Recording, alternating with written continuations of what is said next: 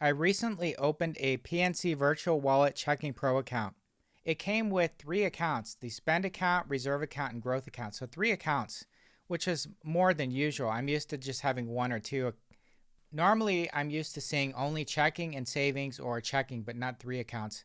So this one's a little bit different. Anyways, I signed up with the bonus. I tried the account. I'm not really that happy with it, so I closed the account. How many letters do you think I received after closing the account? Now, actually, most banks will send you a letter after you close the account. Sometimes they may send you 1, 2, 3 letters. Guess how many letters it took for PNC Bank? How many letters do you think they mailed me when I closed the account? 1, 2, 3? What I received is disturbing. The account is anything but virtual, especially when it comes to the amount of paper waste generated. So actually, this is considered a virtual account. When you actually sign up, it's automatic with e-statements. That means no paper waste generated. However, when you go to close the account, you'll get an enormous amount of paper. Okay, so how large is PNC Bank? PNC Bank is not some tiny little bank. PNC Bank is the sixth largest bank in the United States.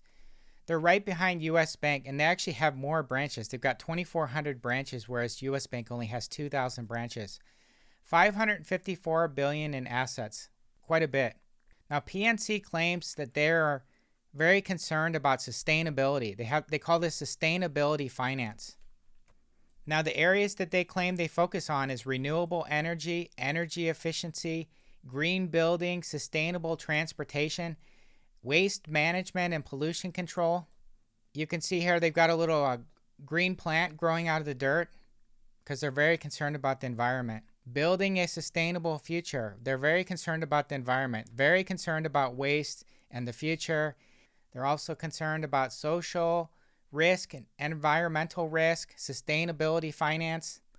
Well, I think I found a problem with their execution, and I'm the perfect example. What they sent me is a perfect example. Right when under waste management, I received, how many letters do you think I received when I closed my bank account? One bank account, it was all e-statements. So I signed up with e-statements for everything. It's actually, you can't change it. It actually signs up with e-statement when you sign up. How many letters do you think I received when I closed the account? I received 3 letters, 3 regular letters. Okay, that was like last week ago.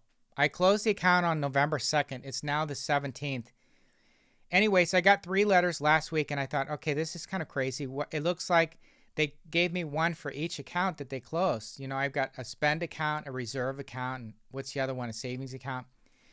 I didn't really say much about it. You know, it's annoying. But then I got 3 more this week. I got 3 more today when I went to the mailbox. And these are 8.5 by 11, full size. And it's not just one page of paper. This is actually, I counted 21 pages in one letter. And it's all basically, it said that my account has been converted. My PNC account has been converted. There's three mailings. They each probably have anywhere from 15 to 25 pages in it. They're not all the same. They're slightly different. So I received roughly 60 pages of paper, 3 8.5 by 11 pages, basically just giving me all of the disclosure information for the fees for the account. Why would I need to know the fees when I've already closed the account? I already saw this stuff when I signed up. So they gave me all this stuff, and I thought, okay, this is ridiculous. Now I'm going to have to do a video on this because somebody needs to be called out on this because it's ridiculous. They're talking about environmental finance and being responsible. They're sending me stuff that's going to go right in the trash that I'm not even going to look at. I've opened and closed numerous bank accounts, and they always send you something in the mail. I think they're required to by law.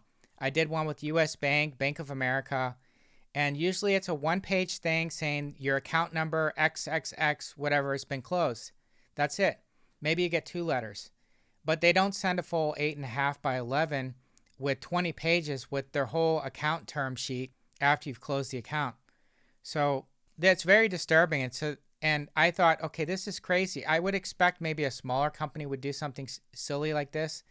But from a company that's the 6th largest in the U.S., how would the shareholders feel if they know that it takes 60 pages to close an account, and that actually when I received The wording was so confusing. I thought maybe they did one of these things like U.S. Bank and Wells Fargo did, where they tried to keep the account open and not actually close it.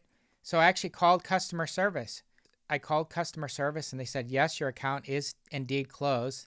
And so what's the result of this? So they sent me over 60 pages of paper to close the account, and I had to call customer service. So they wasted money on customer service when they didn't need to, all because they wasted a lot of paper and they had a confusing message.